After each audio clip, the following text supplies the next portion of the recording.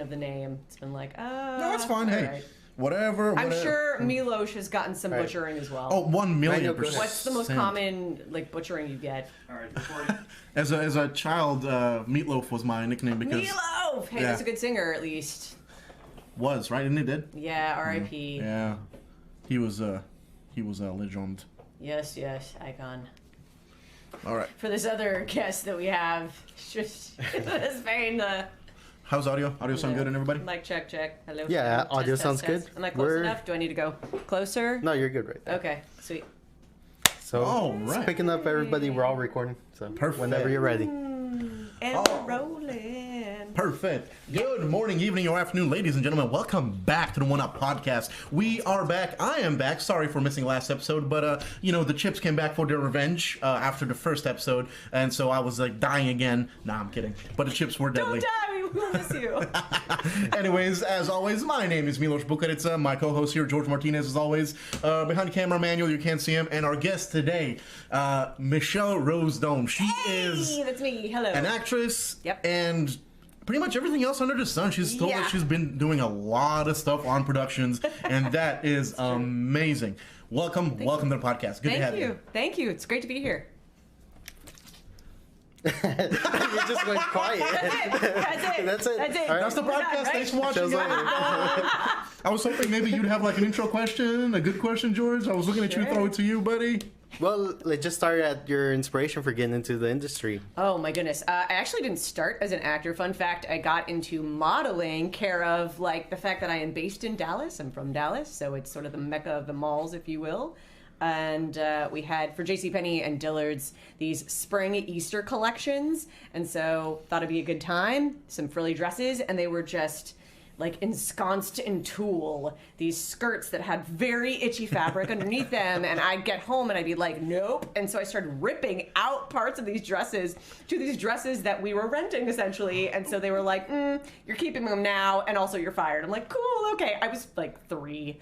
So, I didn't know from like renting wardrobe and whatever. It was a lesson learned for sure.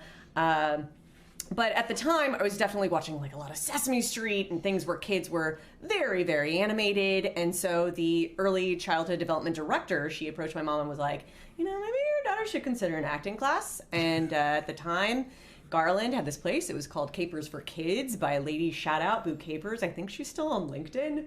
Yeah. And started taking her classes. And the rest, as they say, was about 4 when I started. There you go. Nice. Time to look back.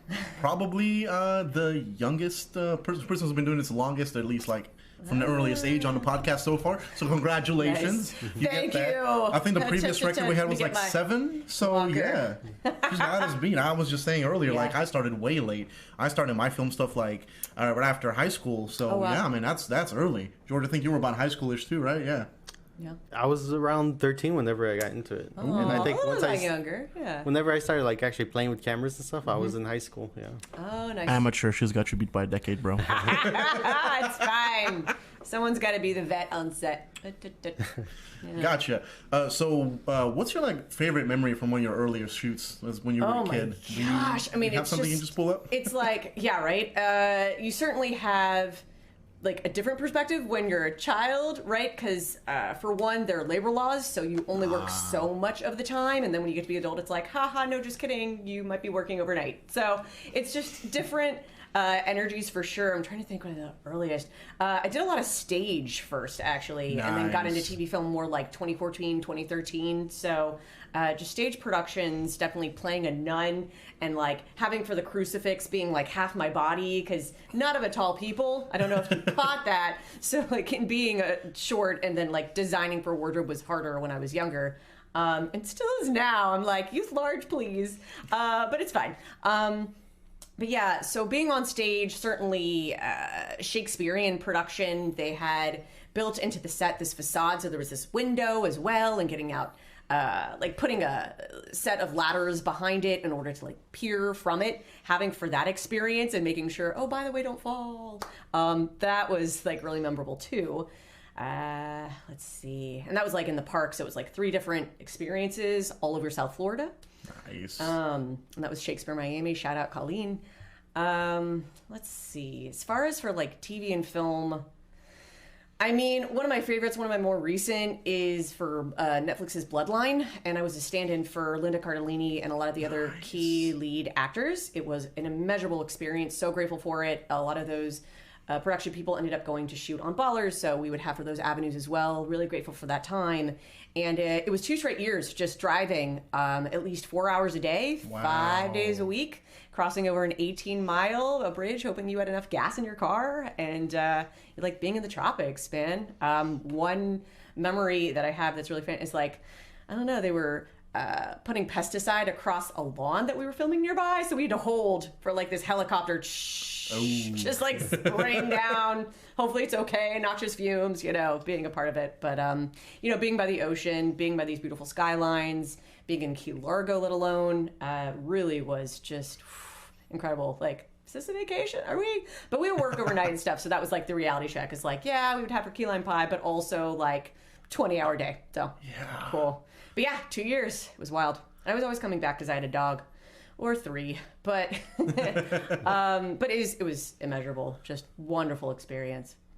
Sounds like you had a great time, yeah. Yeah, it was one of my first streaming experiences. Like, it's not as new a media now, but definitely, like, all these little streaming networks really have paved the way, opened things up. Yeah, everybody's made their own studios and everything, making their own stuff, which is kind of why everything's going, which is why I don't think they're going to die anytime soon. I know there's a bit of an oversaturation right now, but I feel like because of the original productions, I feel like that's what's keeping them, really still going, and it's going to keep them going strong. Oh, definitely. And, I mean, that's better for us because that means there's more work, right? Absolutely. Nice. More opportunities.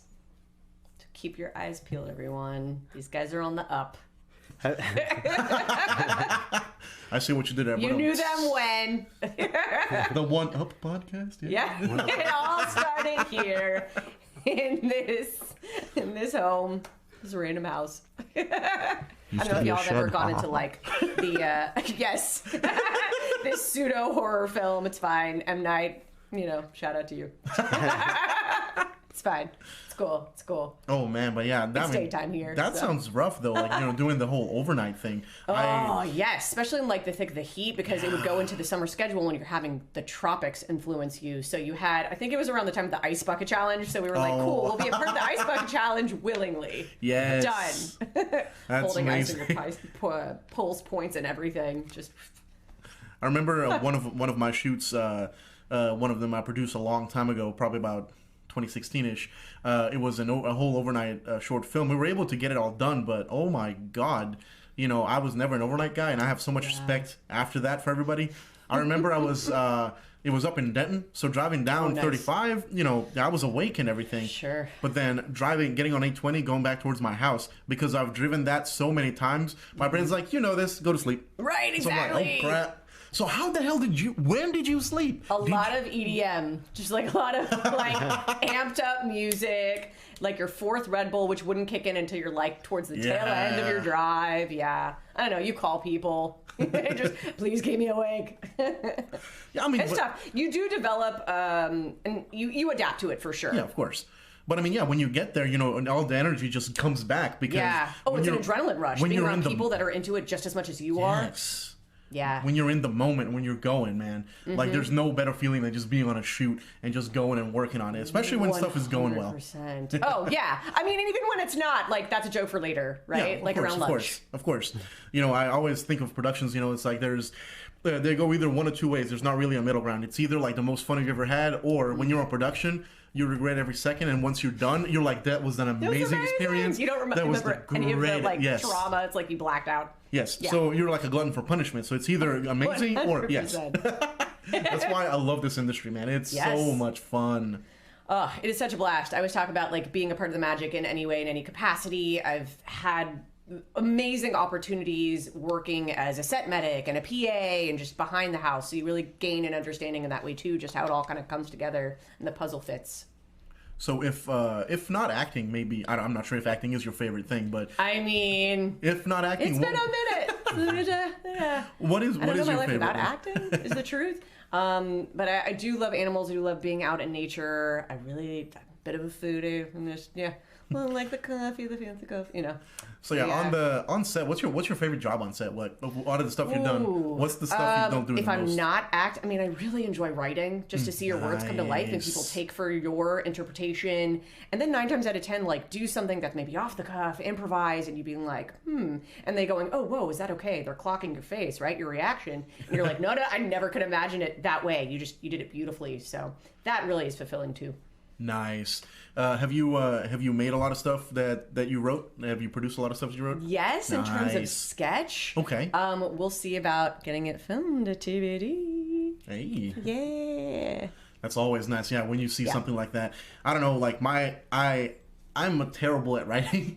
I see Take some discipline, you know? It's when you're writing in tandem with like another person there, especially with your friends, like it just seems to flow. But it is getting into that habit. Yeah, that's what Manuel's good for. He's really good at, when you need something Shout out done behind the camera. Yeah, Does he ever come on camera? Manuel. He's usually in this seat whenever we have another person. Just imagine we'll put in his hologram later. It's like he has in a picture in his house. We'll Photoshop him like in his grandparents' picture.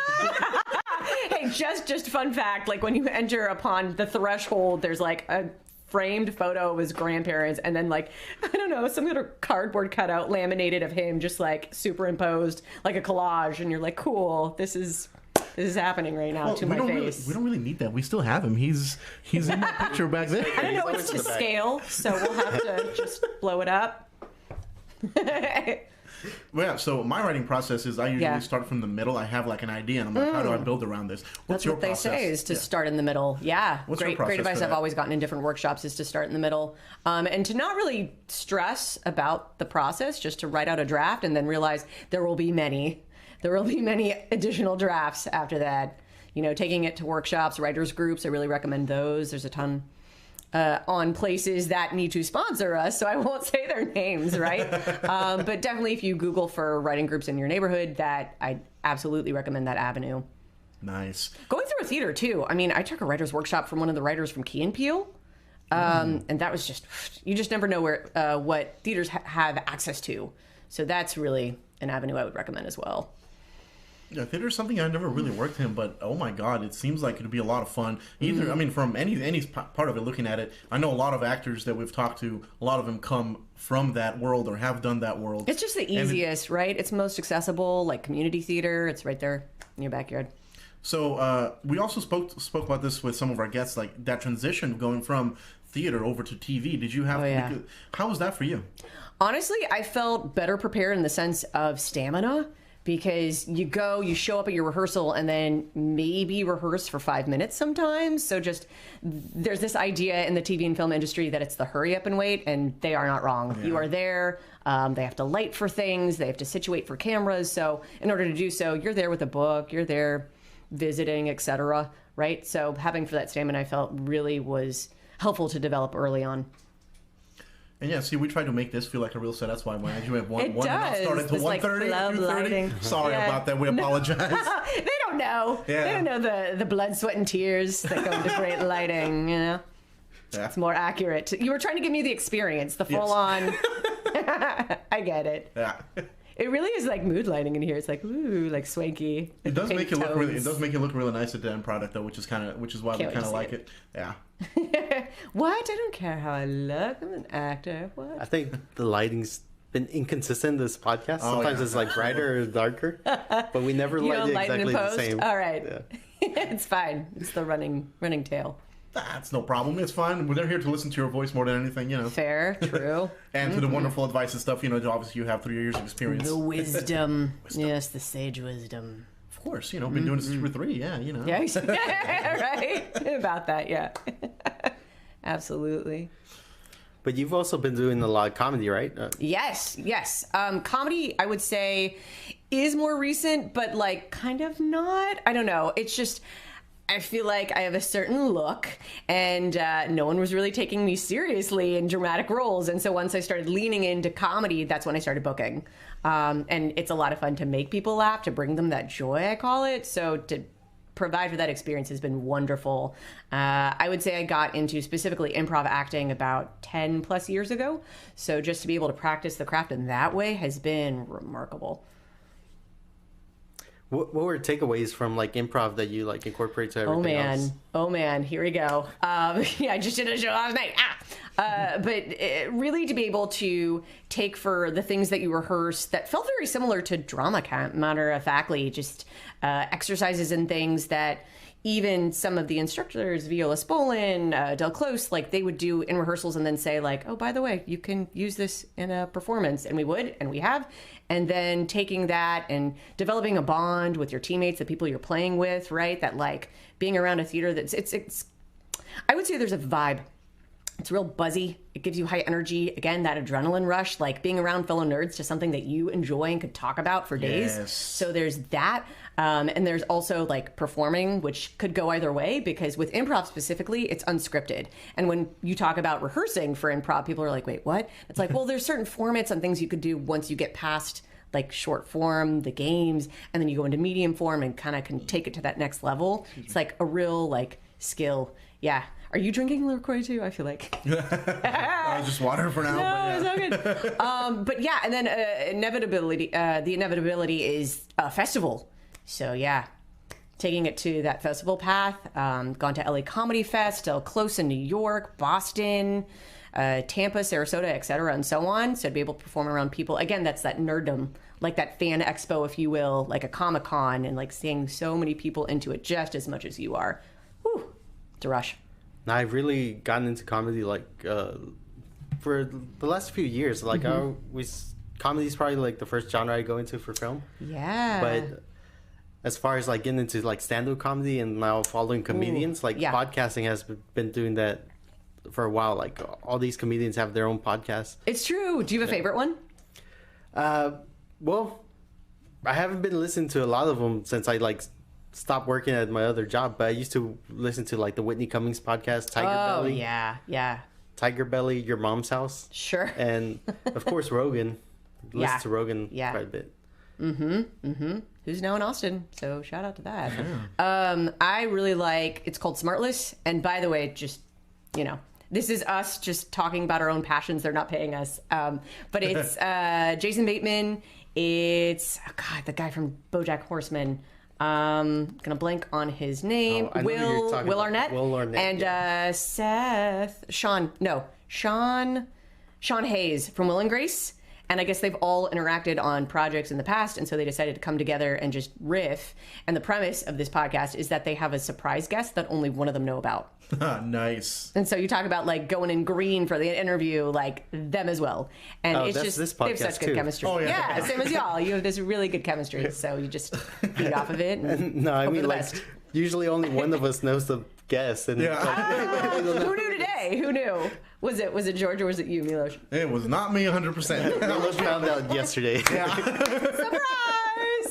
Let's go. We'll just talk at the people. They'll talk back. Let's do it. Yeah, back and forth, see what sticks, throw the pasta. Milos was like, are we doing a podcast today? I guess I'll wake up. Yeah, because that was, you know, they talked about it a couple of days ago, and then no word yesterday. I'm like, are we good? We canceled? What happened? I'm like, we're good. Okay, cool. I'm coming. I'm on my way. Yeah, we'll start a week off. We're like, we're doing the podcast on this day, this time, and then that's it.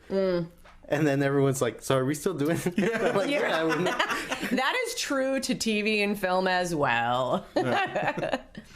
Oh, yeah, moving dates and stuff like that. That's 100%. But one thing I will say, I think originally we tried to schedule this for yesterday, and I'm so glad we did it today because it's so much cooler outside. Yes. That means this place is not a sweat dungeon like it usually is. For those of you that are unawares, here in the DFW, it gets quite hot and humid. Not quite like Houston, but still. It can get tropical. Oh, yeah. And especially in this room because we have to shut off the AC for mic purposes. And I love it. I'm prone to cold. I'm like, yeah. But I get it. Yeah. You know, gotta make it, it's, you gotta suffer for the arts, right? Gotta make it sound good. For the craft. For the craft. Yes, it's true. This used to be Manuel's old workout room. So, like, there are, like, free weights, so everyone understands. To paint a real picture. Yeah. So he never put the AC in here so he could sweat off even more. So it was a sauna and a workout room. There it is. Maximize. That's just smart. I feel like that's like a life hack right there. You save so much money living in Texas and just being in a hot car. Mm-hmm. Yeah. Oh, I can relate to that. I had no AC in my car last year during summer, and it was an adventure. I don't know that I would repeat it, but yeah. Hey. Speaking of last year and stuff like that, I guess because we're still kind of a little getting out of COVID. How was your COVID experience? Ooh.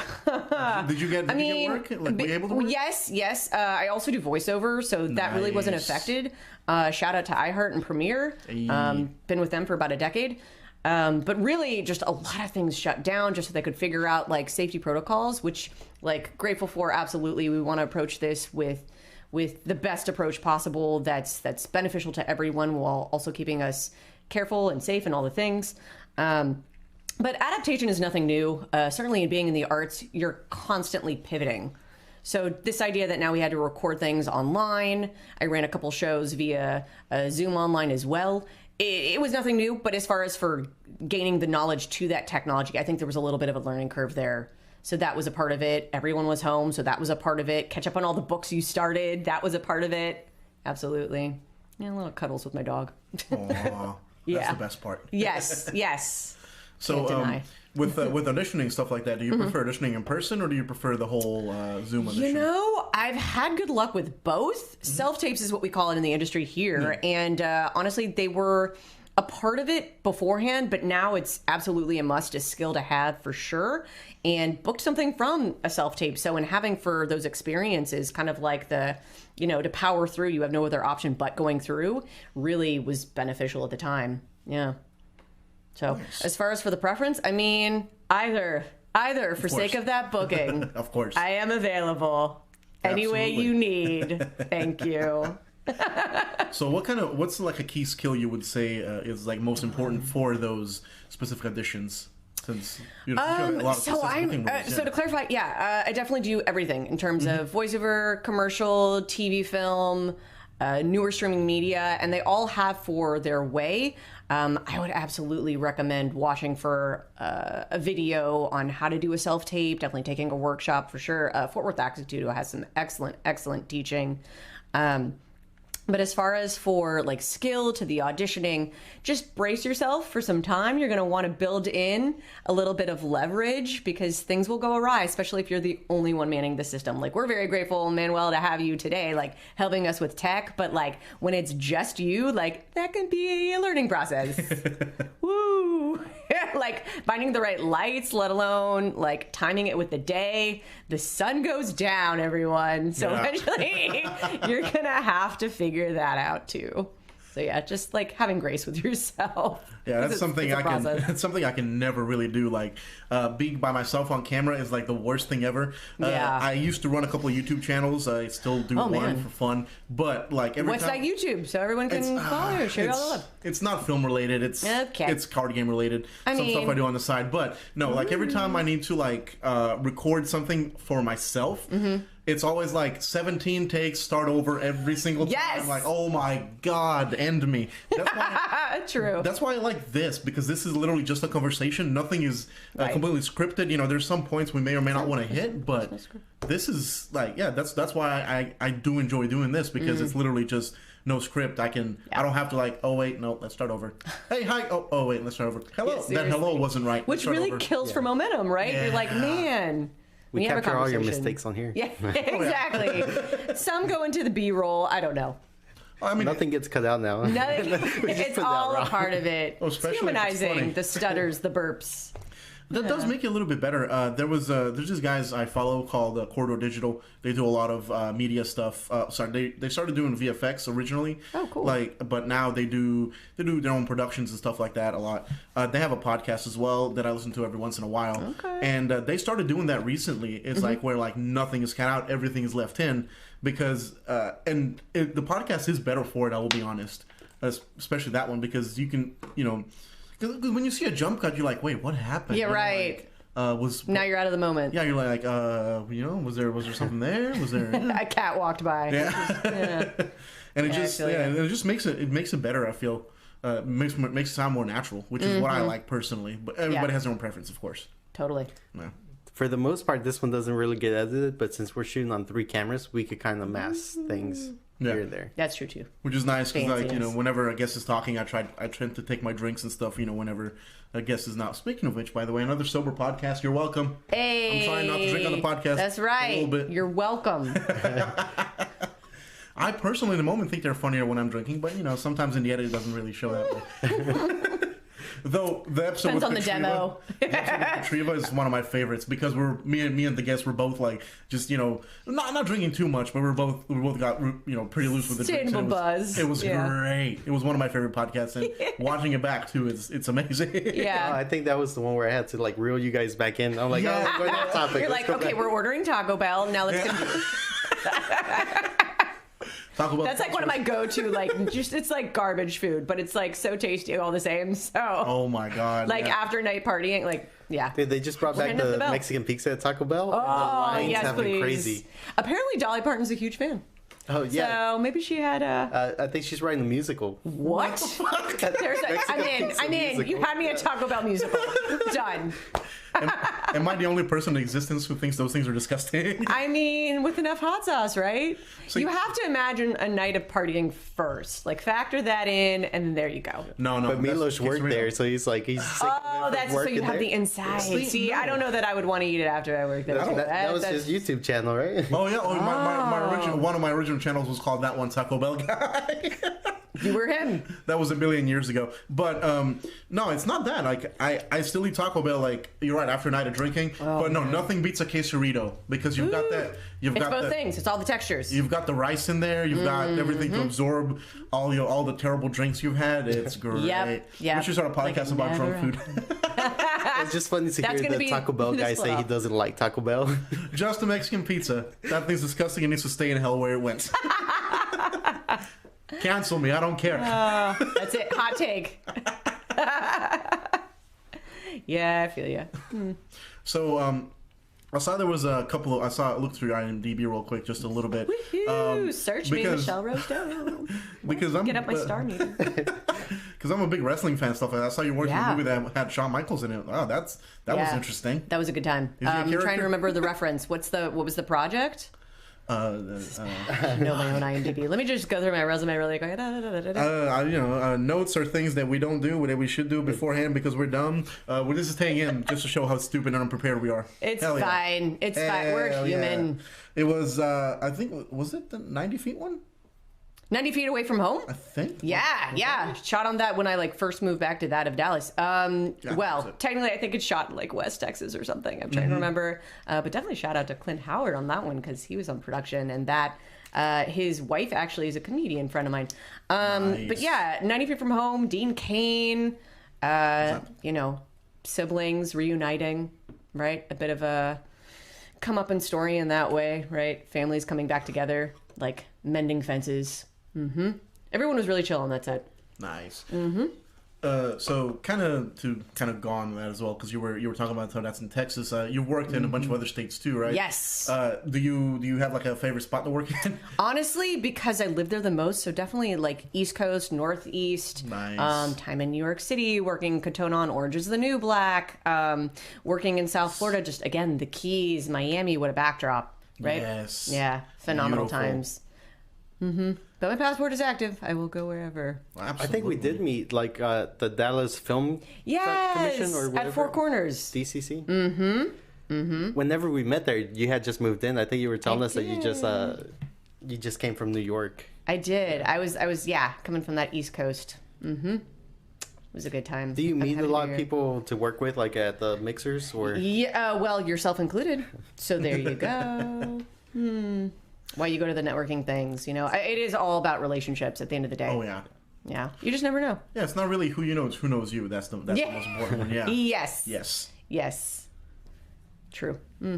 It's a lot of those mixers. Sometimes I stop going to them just because we're trying to always get projects going. But you keep meeting the people who are just doing the same thing, and they're like, "Oh, I'm a director. I already have a DP. Everybody's a director. Mm-hmm. Everyone's a director." And you're like, "I need somebody who does audio. Come on." Yeah, that's what happens. Nobody really wants to do audio, so I'm the one who usually ends up doing audio on projects.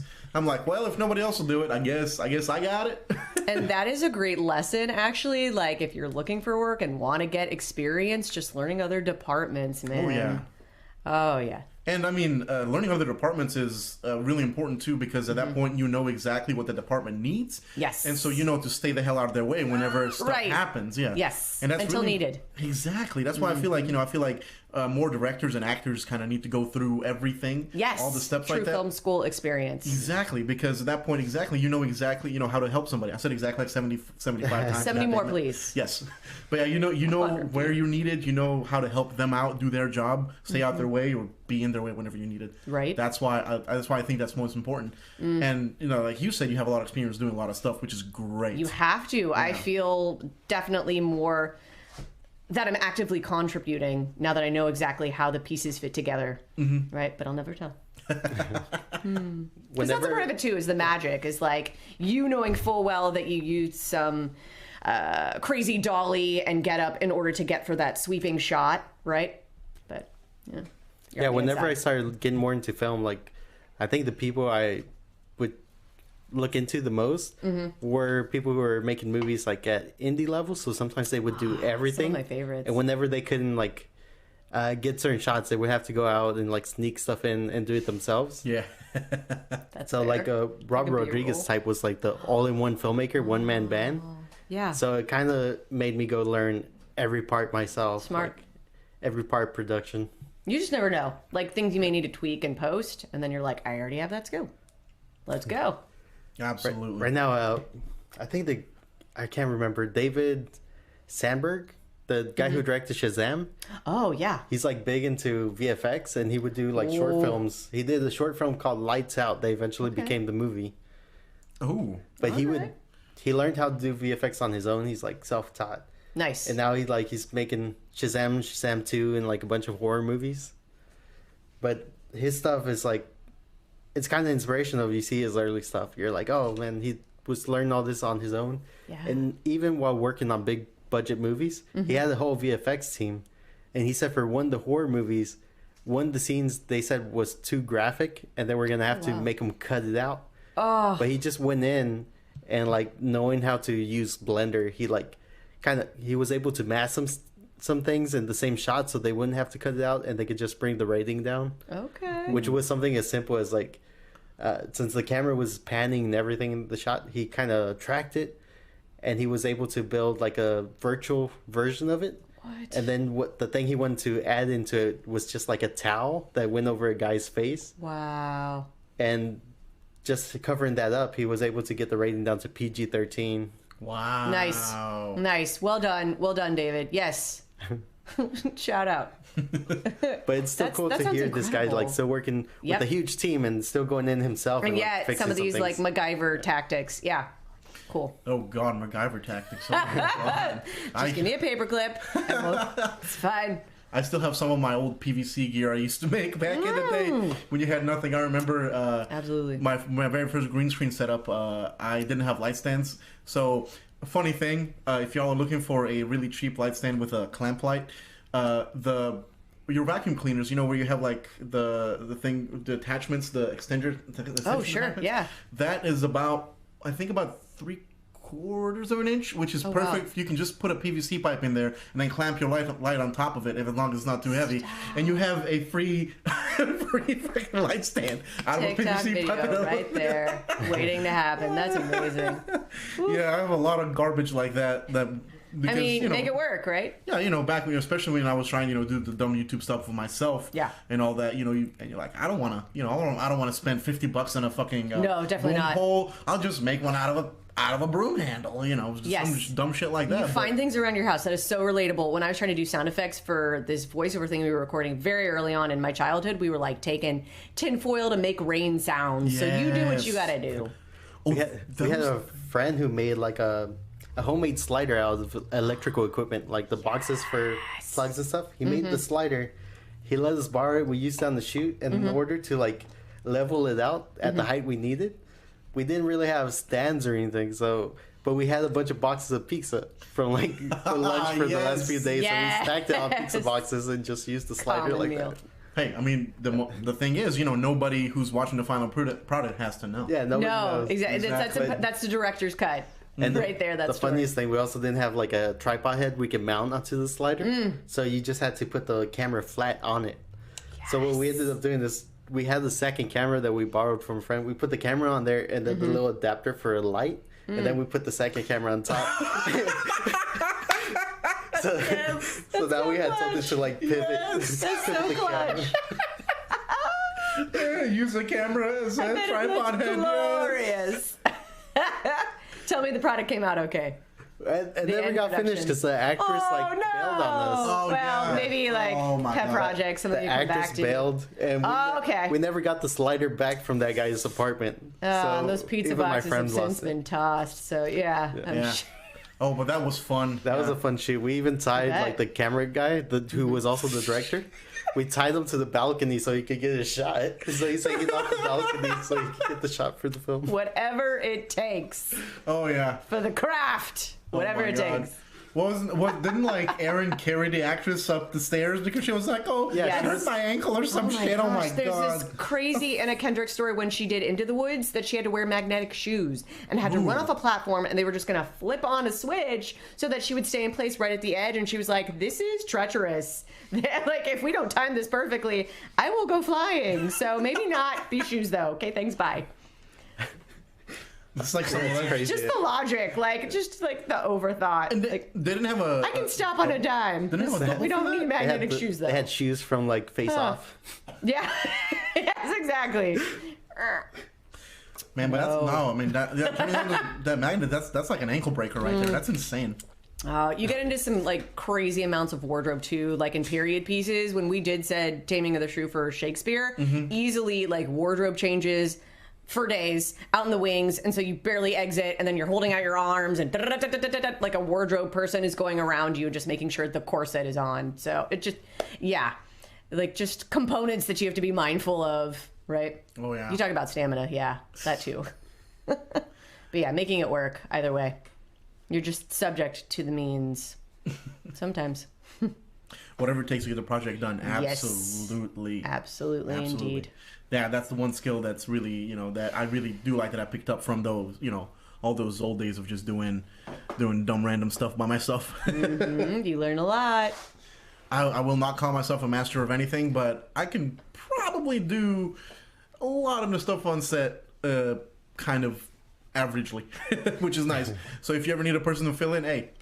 He's your guy. Milosh got you.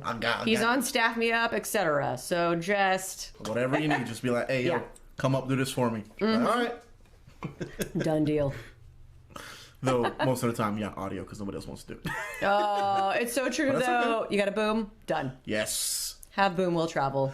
Oh yeah, Star Wars pink underwear guy is my hero.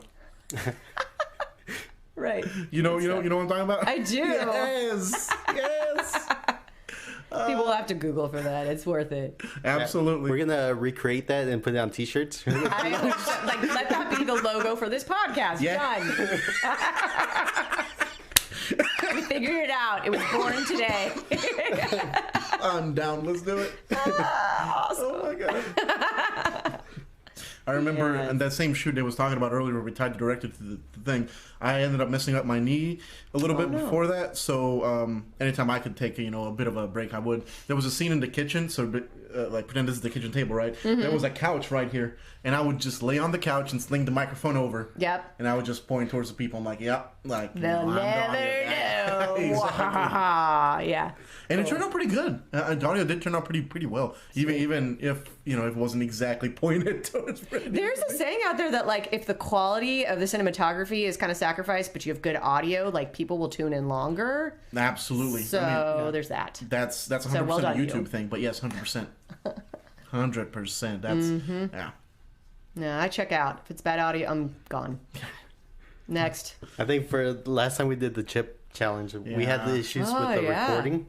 So it did not record other than 2 minutes of the podcast. Oh no! So you're red faced for nothing. Just we ended up using the camera audio, which was okay, but you could tell it doesn't sound as well as everything else we put out. Yeah, we need to early on experiences. We need to cut that episode up and do a quick highlight thing of all of us just dying. I'd be game. I love spicy food. Let's go.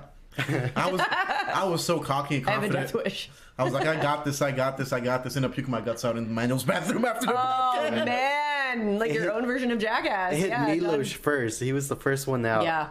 And we had Adrian here. Oh, okay. Who's like usually here helping us out and run the cameras and stuff. Definitely. And he lasted the longest.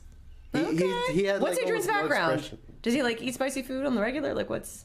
Yeah, he does more so than me. I thought I was good, but nah, man. He see, him and my brother were the two that like were good. They lasted like the 5 minutes before having to drink anything. Okay. Because I did the 2021 They like saved up for this day.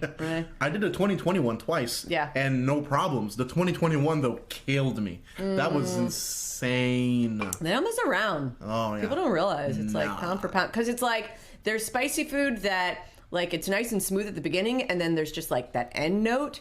I'm getting into that foodieism again. But like for these spice food challenges, like throughout the experience, it is hot. Yeah.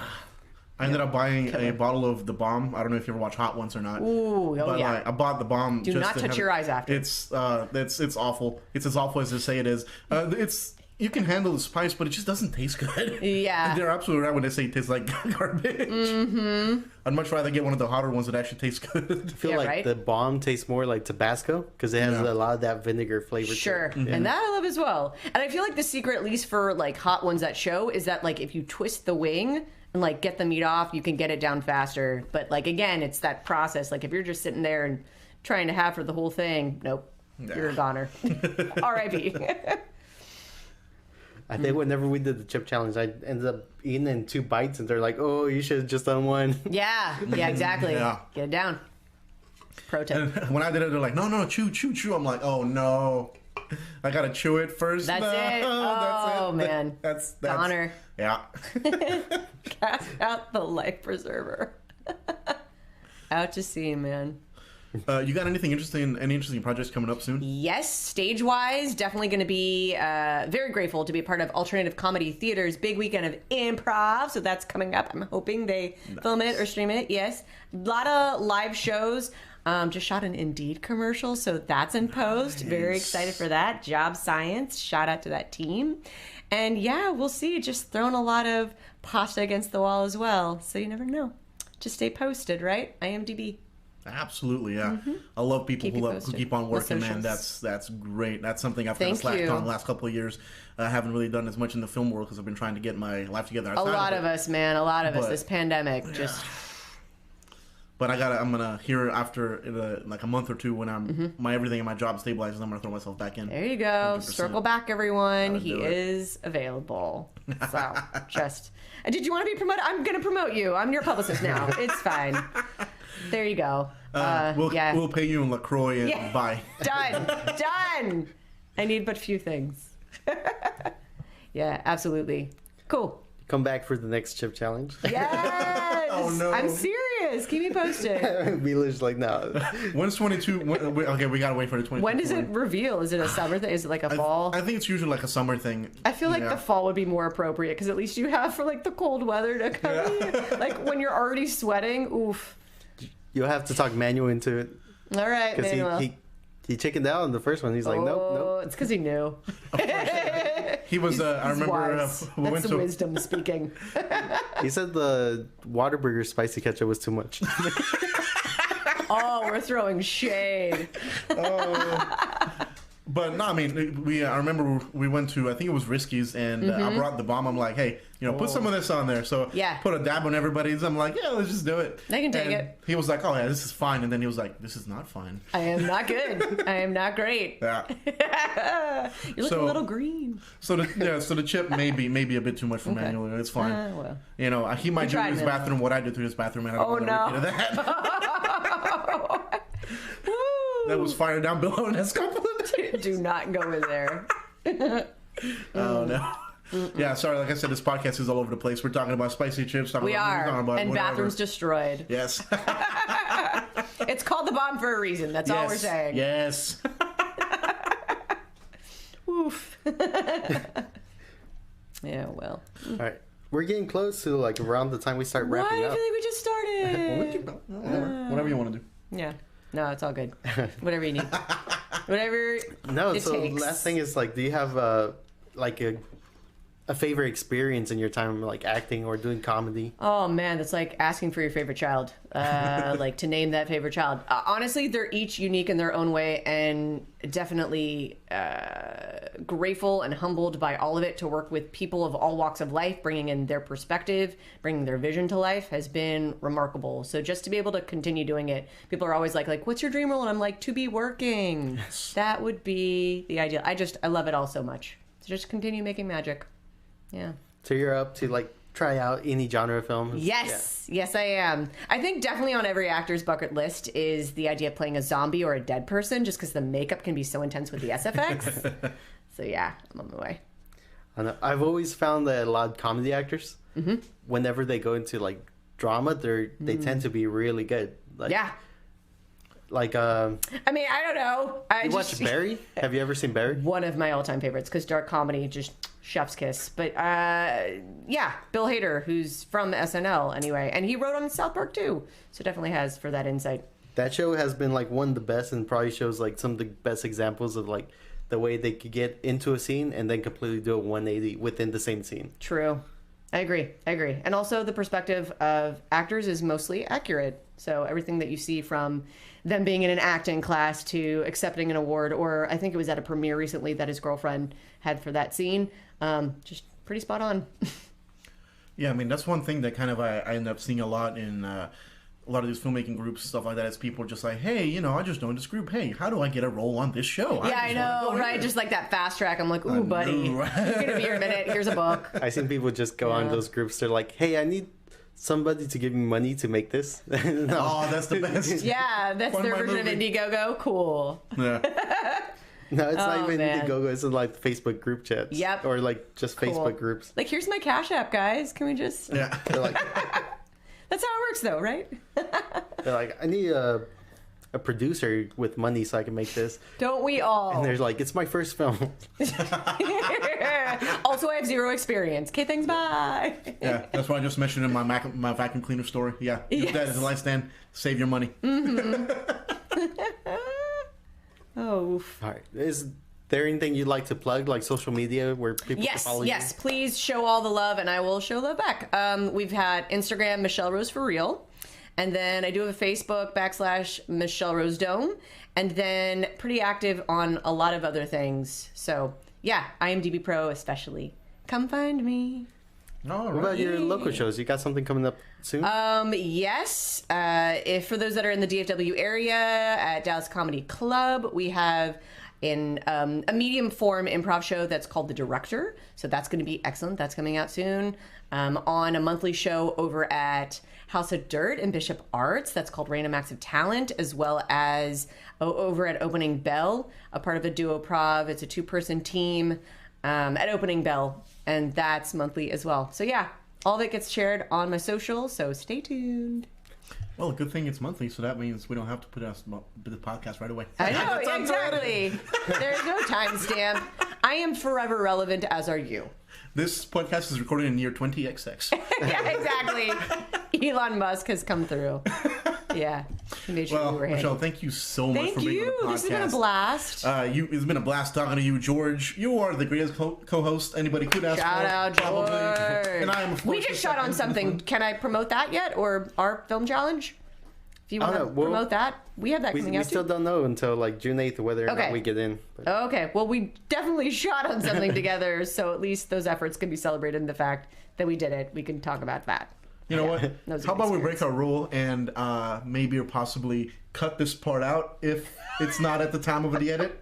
Okay, fair. And then you can talk about it now, and if we end up like, slacking a little bit on the edit, and we know, we can talk about it. You want to plug it just in case and then cut it out if it's not? I mean, George, that's all you. All you, buddy. Turn on over to you. Well, we could talk about the project. Sure. What? Well, okay. We just started to see it, right? We were gonna close the doors and then open back up the garage. How are we doing on battery? 45%. No, we're good. 47. 50. Look at the monitor at the top right corner. This one has a second battery. This is plugged in, right? No, look at the monitor. That's the top right corner. Top right corner. No, they're good. Yeah. You got one full charge on one. Okay, we're good. On one All right.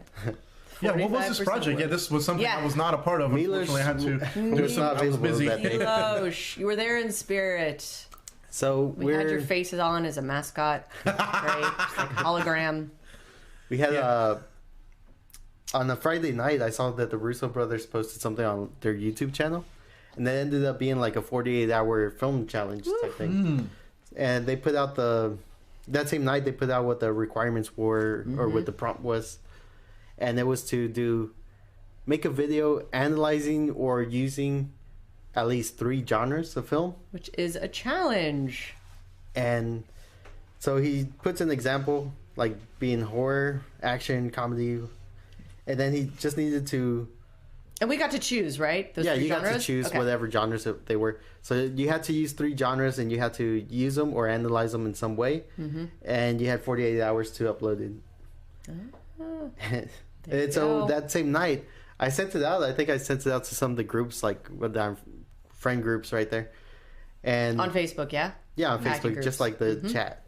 So I put it on the podcast run, and we weren't like, I don't know if we'll do anything. And like some people started replying to me, it's like, do you have something? Are you gonna do something? I'm like, I don't know yet. I haven't gotten a chance to think about it. But then like this was on the Friday of that weekend? Friday, so that same Friday. Wow. And then like around midnight, I just had the idea, so I started writing it out. And then I was talking to a friend about it. Like you storyboarded it, right? There are illustrations of this, everyone. Yeah, I did a little bit of drawing on it. Okay. I like wrote it out first, or like just a quick description of it. Okay. And like sent it to a friend. He's like, "Oh, this sounds pretty good." I'm like, "Is that friend Manuel? You sent it to Manuel." No, it was another guy. See, I'm learning things too. It was a friend Kevin who was in Milosh's chair the podcast before this. Oh. Oh snap! We don't speak of the prior host. No. So that's fine. Kevin was like, "It sounds pretty." It's okay, buddy. So Kevin liked the idea, and I was like, "All right, I'll see if I could do it." So I started messaging Manuel. He's like, "Hey, you think we could start shooting this?" It's like, let's try finding people. Yeah, the perfect. But that same morning, I had another shoot. So you busy though. So I was like charging everything that night, and I had to like make sure I had everything charged and like spare batteries too. Yeah. So I went to the first shoot, and like while I was at the other shoot, I was texting back and forth with Manuel. Manuel was trying to find actors. And by the time I got to his house, which was like 3 p.m. on Saturday, he managed to talk to you and like Noah. He did. Made the rounds. Yeah, so the other actors though that worked on our project, I felt like they knew maybe a little bit more in advance, like the day before. We all got everybody was like impressive. Last minute. Like I think everybody got booked on like an hour before. Yeah. We got lucky. Noah lived like 20 minutes away. He was like real close. Yes. Sweet. And so whenever they all came over, that's pretty much when we finally had like a finalized script. So when you guys got here, we had the final script, passed it out. Like right to the minute. Yeah. Nice. And I was like, I tried to keep the idea really short. I was like something really short, really simple. So it was like we could shoot it like within 1 day and edit it that same day. Done. And like by the time I had that finalized idea, I was like, oh, we could probably do this like in 3 hours. So it's not too complicated. Cool. And then at the end result was a short that included horror, action, romance, and comedy. 4. So we ended up having like 4. So all 3 genres are wrapped into like a comedy. Done deal. Nice. Yeah. Ooh, I can't wait to see this. Yeah, it was a blast to be a part of, and again, thank you. And yeah, that is not uncommon to the story of a festival entry, so you're hearing it here first. Yeah, I've only worked on a couple of those 24-hour ones, and it's always madness. So much hectic, but so much chaos. Fun. Yeah, but I love it. I love it all the same. Like the chaos is fun to swim through. That's what makes it fun. That's the challenge. You know, yes. That's why it's fun. Yeah. Agreed. Can't wait to do another one of those. Yeah, you start feeling that same pressure when you have assignments in school and yeah. Hey, that works perfect because I always submit my stuff last. So last minute. Let's go. All right, let's actually wrap this up now. All right. All good things. All right, ending for the second time in a row. Michelle, thank you again so much for being on this podcast. George, thanks for co-hosting. Manuel, you're a fucking beast behind the camera, bro. We love you. Shout out. We just wish you were better at hot sauce, you asshole. And my name again is Miloš Bukarica, George, Michelle, Manuel. Link to everybody's stuff in the video and down below. Thanks for listening. You will hear us again whenever we record the next one. Also, side note, let's pick like a and day. follow, subscribe. Of course. But let's pick another day again where it's 70 degrees outside, where it's absolutely beautiful, and this is not a sweat dungeon. Thank you. That's gonna be hard. You Bye, heard it guys. here first. Have a good one. Bye. Thanks.